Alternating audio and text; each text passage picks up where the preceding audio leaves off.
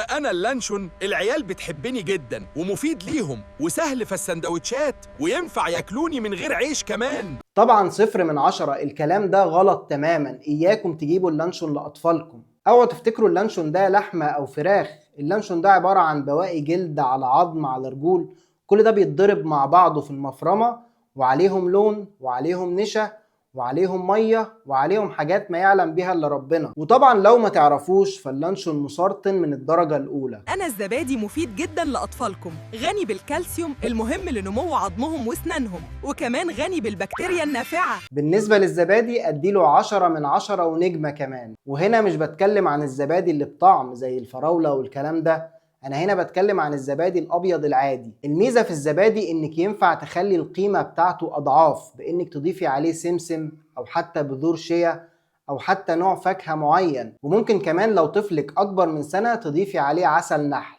رهيب بصراحه يا جماعه. وأنا زبدة الفول السوداني من أهم مصادر الدهون الصحية للطفل، بزود ذكاء الطفل وبديه طاقة. بالنسبة لزبدة الفول السوداني أديها 8 من 10، وهقول لكم ليه. زبدة الفول السوداني يا جماعة مهمة جدا فعلا ومفيدة جدا، وبنصح كل أب وأم يجيبوها لأطفالهم، بس لازم نقنن الكميات فيها.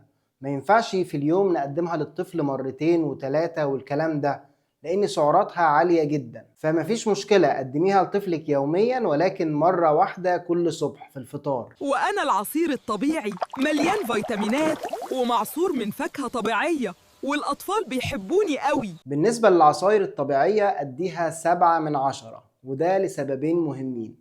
السبب الأول إن العصير الطبيعي الألياف بتاعت الفاكهة فيه بتبقى قليلة، والسبب التاني إن العصير الطبيعي ده عشان يتعمل فأنتوا بتستخدموا كذا ثمرة فاكهة، وطبعا ده بالنسبة للطفل سكر زايد. أي نعم مش هو السكر الأبيض، ولكن سكر الفركتوز بتاع الفاكهة نفسها. ففي كل الأحوال يا جماعة بنفضل الفاكهة بصورتها أفضل كتير من العصير. وأنا البيضة مصدر للبروتين عالي الجودة وسهل الهضم، وكمان غنية بالكولين المهم جدا عشان مخ الطفل وذاكرته. طبعا البيض هياخد 10 من 10، ده من أهم مصادر البروتين للطفل، ولازم تأكلي طفلك بيضة يوميا. هتزود طوله وتزود ذكائه وتدعم نموه بشكل صحي. وكمان تقدري تقدميه لطفلك بصوره المختلفة، سواء مسلوق أو مقلي أو عيون أو حتى في الأكل. فوائد البيض بتوصل في كل الأنواع دي. وأنا السيريال الجاهزة وجبة الأطفال الأساسية الصبح كل يوم، ألواني زاهية والأطفال بيحبوني وبفيدهم جدا.